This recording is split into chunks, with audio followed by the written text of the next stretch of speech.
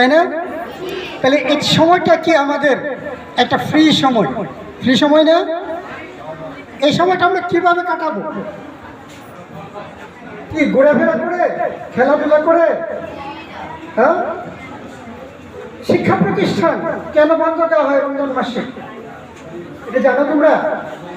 হ্যাঁ, যে রোজা রেখে ক্লান্ত হয়ে যাবে এই জন্য না, এটা বন্ধ দেওয়া হয় রমজান মাস। আমরা যেরকম আমাদের জীবনটা, তোমরা কি এখন ছাত্রছাত্রী না? তোমরা সবাই আমার কথা শুনতেছ? আমার সাথে একটু রেসপন্স করবা। তোমাদের এখন কি ছাত্র জীবন না?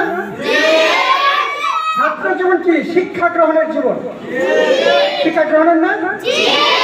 তাহলে আমরা যেরকম ক্লাসে শ্রেণী কার্যক্রমে পাঠ্য বই সম্পর্কে পড়ি না? ঠিক তেমনি রমজান মাস, এই মাসটা আল্লাহ তাআলা আমাদেরকে দিয়েছে অধিক আমল করার জন্য না?